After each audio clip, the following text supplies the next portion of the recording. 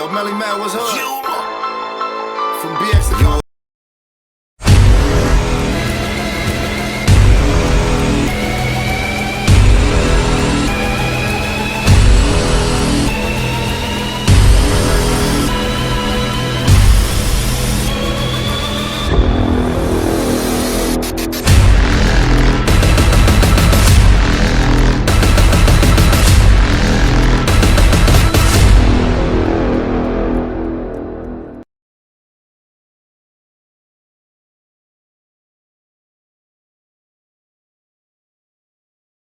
Professor Melly Mill, the Hood Postman, you know the vibe. First, I'd like to get a shout out to my boy in New York, Reckless.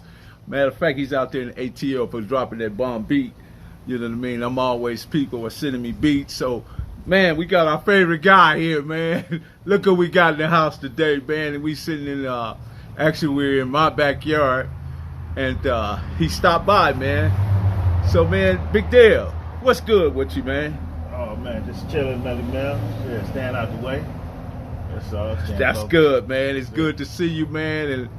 And you just recently, congrats on the new Lexus you just purchased your wife for anniversary. Yeah, that was a big thing, man. And I just checked it out, man. She in A1 class right now. You know what I mean, man? And that's with grown men. You doing grown man shit right there, man. And shout out to you, and also shout out to her, man, your wife, man. So, well, without further ado, let's get into it, man.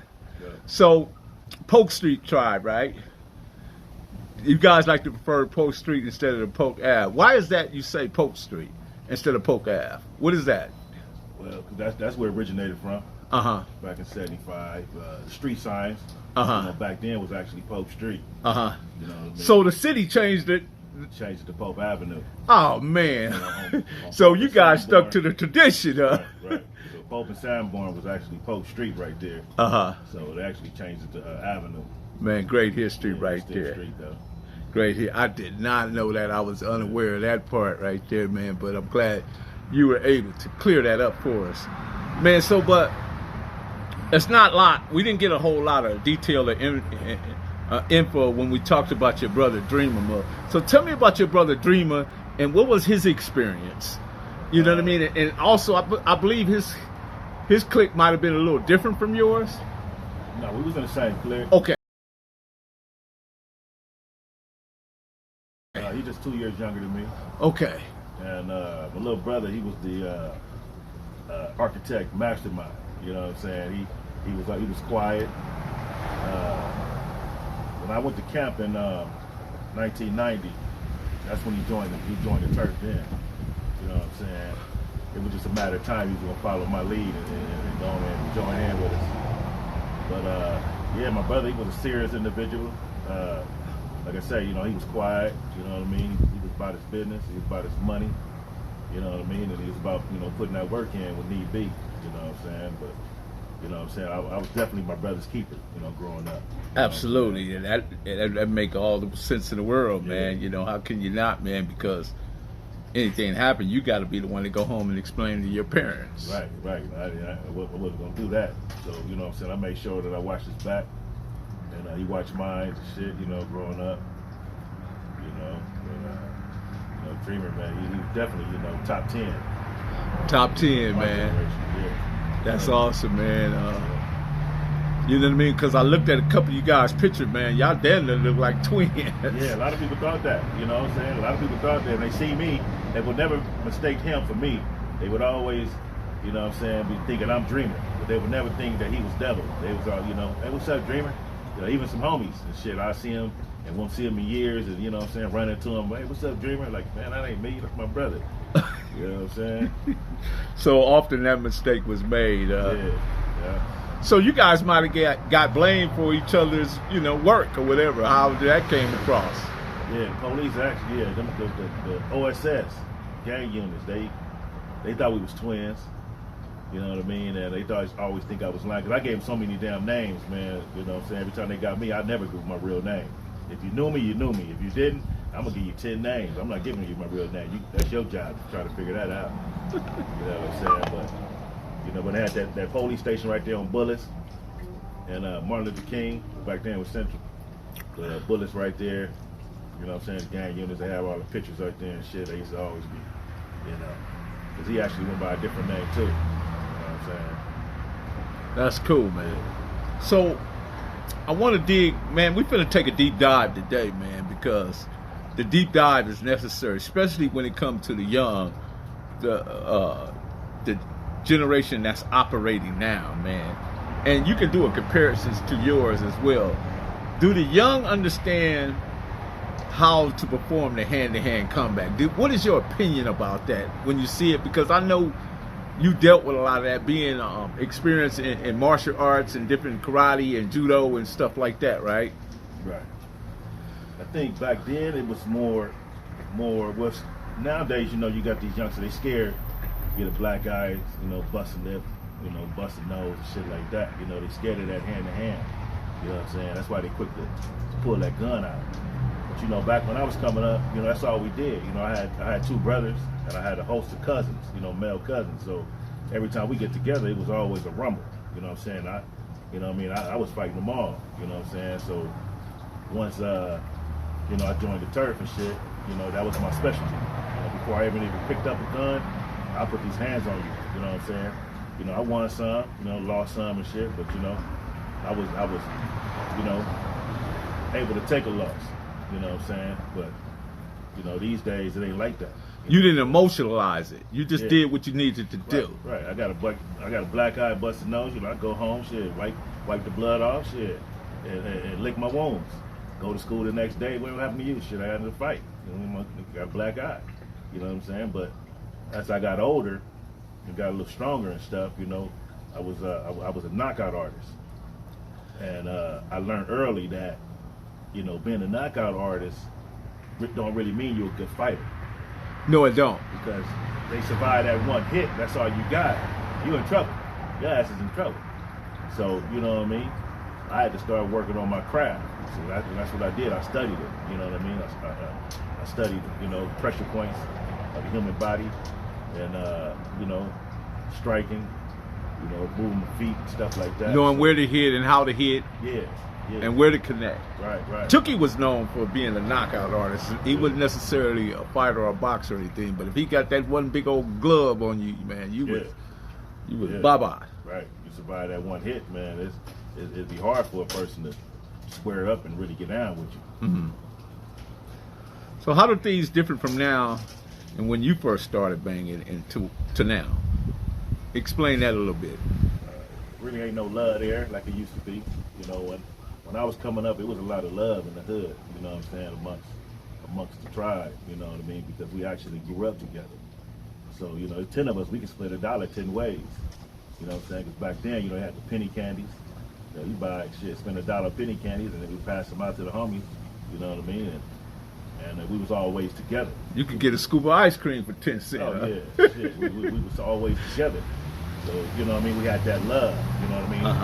It really wasn't like, you know, you pull up and you got $50 in your pocket, you wasn't ashamed of the next man for not having no money. You know what I'm saying? If I got 50, you ain't got nothing here, it was 10. Put that in your pocket. You know, you hungry, let's go eat. You know what I'm saying? I'm not gonna eat in your face and not feed you.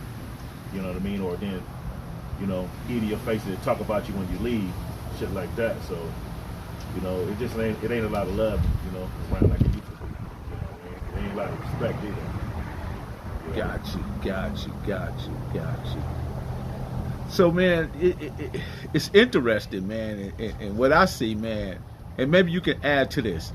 How do you think that the hip-hop, because it seemed to be the driving force today, and I don't know how that switched out and how that became, you know what I mean, how it superseded the culture, but now hip-hop has superseded many cultures, and it seemed to be the driving force within the borders of the United States, and even outside the borders of the United States. I mean, you know, you see the Europeans, Germany, France, England, they seem to be very affected by this hip hop, and then our youngsters, man, they keep these iPods, earpods, whatever you call them, in their ears, and they seem very disconnected from our conversations, and then they have their own way of looking at things.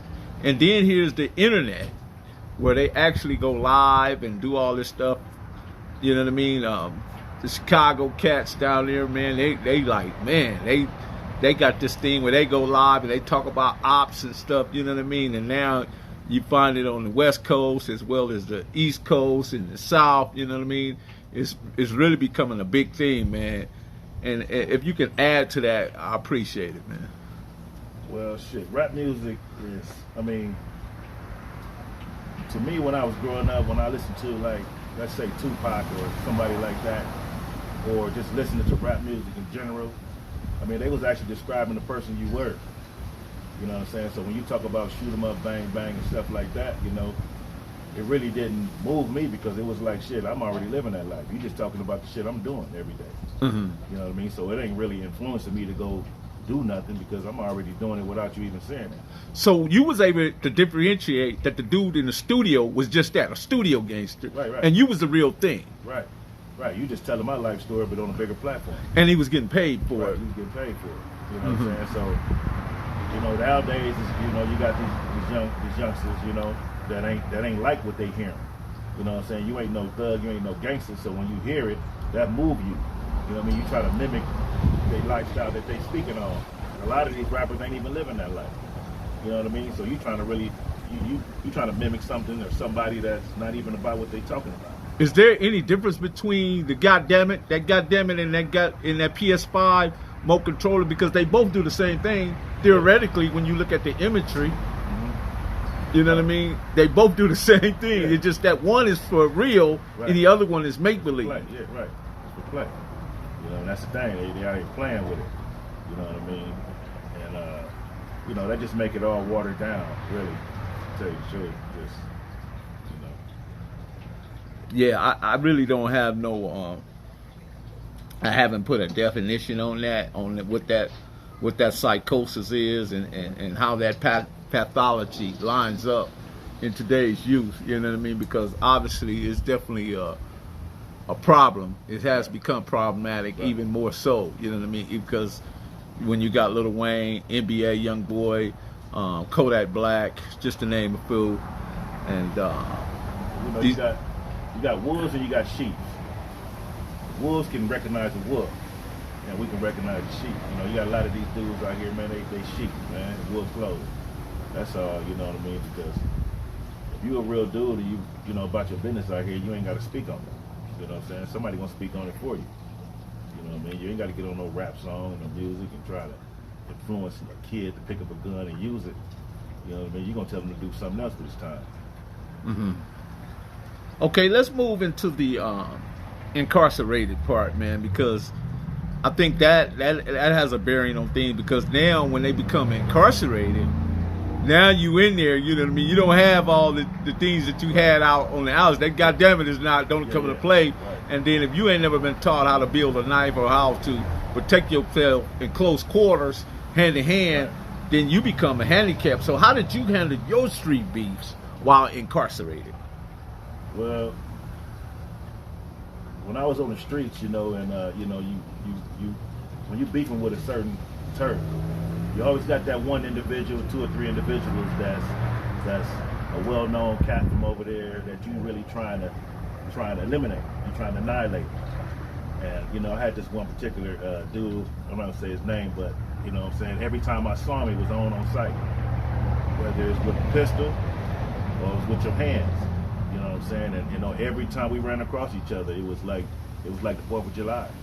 You know what I'm saying? There wasn't no words talking, no gang signs flashing. He knew me, I knew him, and it was like shit. Whoever the first to draw their weapon, or whoever the first to take off. So we landed up in the county jail together. He was there before I got there. So when I pull up to the dorm, you know, on the 9th, we was on the 5,000 floor, I think. Yeah, 5,900. When I got there, you know, we walk in, you know, set my little bed stuff down, you know, blacks to this side, Mexicans to that side, or whatever, and I see him.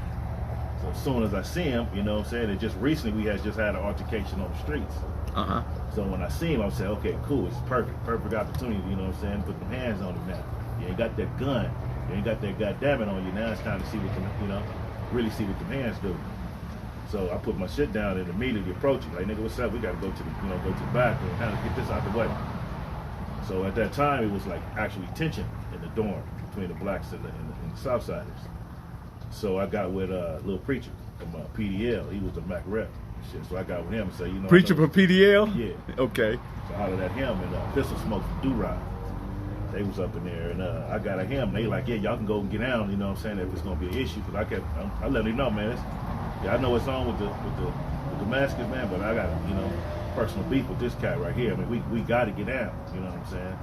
So we go to the bathroom and shit, lock up, do our thing or whatever, and we get down for about 10, 15 minutes. You know what I'm saying? Drop him, he dropped me. We squabbling like a motherfucker. We trying to really basically kill this dude with my hands.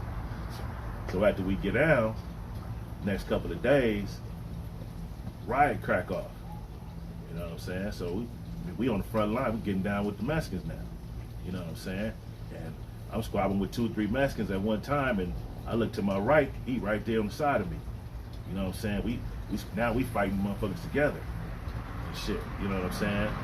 So of course deputies come in there, bust flash bangs and shit. We getting down though. I'm helping him, he helping me and shit. So after the ride, we go to the hole, of course. He go his way, I go my way, and then I see him on the streets. So he see me first. So he jump out the car, and I immediately, I'm finna grab my shit and get down. And he like, nah, you know what I'm saying? I just want to, holler at you, about the shit that happened in the county. So I like, what's that, let my guard down just a little bit, because, what I'm saying, I don't know what he on. And, we basically just gave each other props, like, what I'm saying, thanks for looking out for a motherfucker, Right. And it kind of like, psychologically, it kind of fucked with me, because it's like, damn, we up in here fighting back to back, what I'm saying, with a different race, and now we on the streets, what I'm saying. How can I even whip out and try to assassinate this dude when he fighting with me, side by side? And I guess he felt the same way, you know what I'm saying. So after that, we bumped into each other a couple of times, a couple more times, because he was a frontline nigga over there. And every time we bumped cross paths, it was always like, damn, you know what I mean? Like, it got to be you. Like, if it was one of your homies, it would be a rap, you know what I'm saying? And he caught me slipping sometime. I caught him slipping, you know what I mean? And it was one time where I caught him and he like, man, like, laughed, like, damn, homie, like, you got me. I said, no, I ain't gonna even get you. You know what I'm saying? I owe you, you owe me one. You know what I'm saying? And he go his way, I go my way. But So how did that really make you feel when everything was cleared up and it dawned on you, man, this dude I fought for all these years on the street, when we was in a situation within the confines of the county jail, you guys became like, bam, y'all was right there, together. Right, because he could have just, went on. Like I said, I was squabbling with 3 motherfuckers at one time. You know what I'm saying? And he right there. You know what I'm saying? It wasn't nobody else with me. You know what I'm saying? It was, a couple other brothers, but it was so many Southsiders against us. You know what I'm saying? It was just, like I say, it fucked with me psychologically. It was like, it was just something that I didn't ever experience before. Like, I didn't even look at what I was doing on the streets. Did that make you reevaluate your circumstance? To a certain extent, yeah. It made me, understand that, we shouldn't even really be killing each other on the streets if we got a bigger issue total. You know what I'm saying? It ain't really about, it should be no black on black crime. You know what I'm saying? Because how we gonna kill each other on the streets and then get behind a prison wall or a jail wall and fight and help each other? You know what I mean? So that was crazy. That's cruel, man. So this is a 2-part question, man. What was your quality of life when you was banging, and also what was your quality of life after you witnessed that you and a potential enemy had to be allies in the circumstances where you guys had to protect one another? Yeah. So deal with it how you want to deal with it, but it's 2 parts. Well, before I even experienced that situation, I was more so, if I catch you, I got you. There ain't no passes. I wasn't giving no passes out because I wasn't getting no passes. You know what I mean? And it was like, he was trying to attack the head of the snake. To me, in my eyes, he was public enemy number 1. A couple of other individuals, but he was like, one of the main ones. So, you know what I'm saying? It was nice where I went over there particularly looking for him. You know what I'm saying? Trying to get him off the streets. You know what I mean? Permanently. You know, because he was a thorn in my ass. You know what I'm saying? So, like I say, every time we crossed paths, it was on. You know what I'm saying? You know, I ain't gonna go into detail, but it was just on. Right. So, what was your quality of life after you had that experience in the county jail?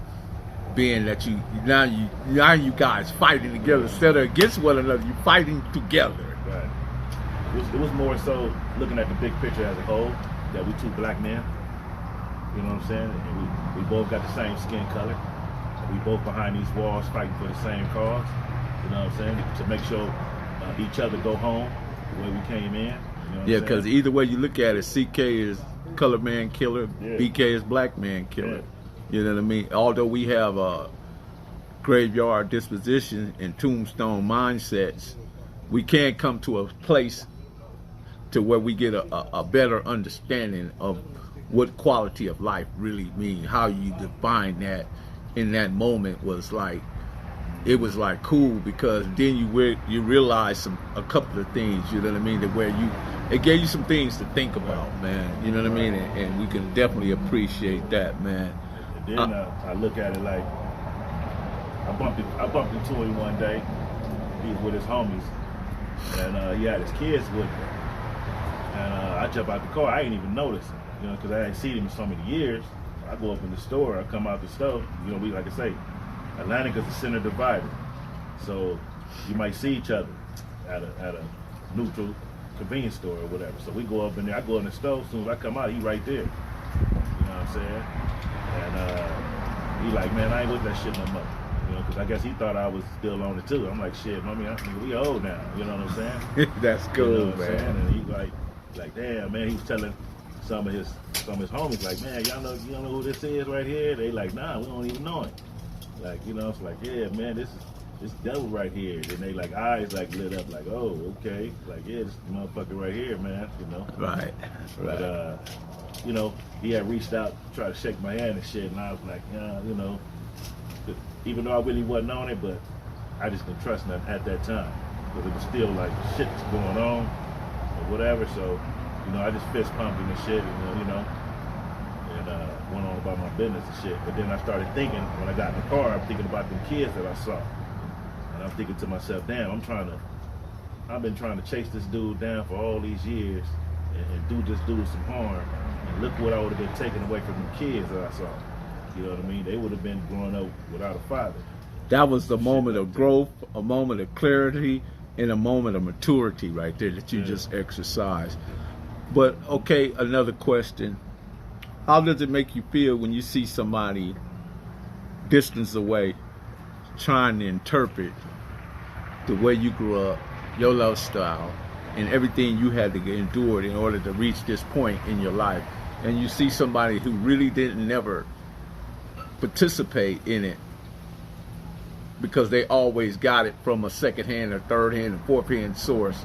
Now they feel like they got enough information to define it, but yet they still missing the point. How does that make you feel? I just think that they need to find themselves, because you need to be like yourself. I mean, you can see a certain individual and look up to that person and dig her style, dig how you get down, but you will never be him. You know what I'm saying? So you got to look deep down inside yourself and you know, question your own authority. You know what I mean? Because, you know, every man is for himself out here. Does the demographics change in culture? I mean, other words, where we're in Los Angeles, we from Compton and Linwood in Los Angeles, you know, county. So you got people that's like maybe in New York, or somebody that's in Chicago, or somebody that's in Texas. Does the demographic, the geographical location, does it have is the culture slightly different, or is it different? I think probably the culture is probably the same, but the growing up is different. The structure is different. Okay. You know, and outcomes are definitely, because a lot of the stuff has to do with areas that are drawn up, you know what I mean? Because you might your hood might have 20 blocks, and another hood might have 2 blocks. 30, yeah, right. You know what I mean? So, you know, and I'm always saying, man, a lot of times the bigger gangs, they suffer the worst because, especially if they don't have a general. Right. A general in the sense that he understands the plays, he understands the layout, and he calling plays that give him that win. You know what I'm saying? Not necessarily, and I'm not talking about win in the sense of taking a loss of life or whatever, but just keep them in a safe environment. You know what I mean? Because he's always thinking. Where smaller hoods, they're more strategic, they more compact, they more close together, and they definitely know they got to move as one. Exactly. Yeah. And that was one of our strongholds because we wasn't no 300, 400 member gang. So, but we were small, but we were strategic, and we didn't have no leaders, but we had a lot of homies that had some say, like myself, you know, Big Whiskey, you know, Tiny Mike. You know, can do homies like that. You know, but we always kept each other together. And we knew it was easy for us to spot the busters. It was easy for us to spot the wannabes. You know what I mean? And it was easy for us to attack, you know, and go out and, you know, and tuck away. You know? So final question, Deb. Did you guys listen to your G's, your triple G's, or double G's? Oh, yeah. Because when I was growing up, you know, I didn't have a father in the house, so my big homies was my father. Mm-hmm. So I looked up to them in that aspect, you know what I'm saying, with total respect. You know what I'm saying? I didn't care if they, you know, did drugs or whatever they did on the side. I just looked at them as a man, and I respected them as such. You know what I'm saying? So, you know, I respected some more than others. But I respected them all, you know what I mean, as just being G homies. Man. Okay, man, this has been an awesome interview. Would you like to say anything before we close? Oh, man, just, you know, give a shout out to, you know, Melly Mel. Right on. Host, man, you know what I'm saying? Give a shout out to Loco Vision over there. Shout out to Loco Vision. Shout out to G. Lou. You know what I'm saying? Yeah, G. Lou, too. You know what I mean? Shout out to my man, Stan Shepard. And also shout out to Reckless and Wizzo from New York. You know what I mean? Queen Jean down there, you know what I mean? Yeah. And also Dee Dee, she's part of that G. Lou force. And also My Tribe Rise, they're out there doing the work. Ceasefire, Jaime, he's doing the work. Psycho from Swans, he's doing the work. William Welch, man, it's just so many shout outs. Alden, you know what I mean? Shout out to Bam. We just want to shout everybody out, man, that's out there doing the work. And once again, Melly Mill, Bright Dog, and Haru, and my homeboy, Baby Gangster, of course, and my man out there at the Stones, y'all know who he is, man. T. Rogers, they out there doing the work, man, and I just wanted to shout all that, man. Special shout out to Lee Ford, man. I talk to that guy daily, and man, and a big shout out to James, man. James, man, I you know what I mean? James, he really held up, man, because James, man, would have snapped that dude in half out there. I don't know if y'all know James, man. Okay. James, yeah, James was one of those guys that he was not to be played with, man. So, but out of growth and maturity and understanding, you know what I mean, he's been able to let some things go and then, you know, take care of it in another way. But anyway, Professor Melly Mill, the Hood Postman, you know the vibe, and we are out.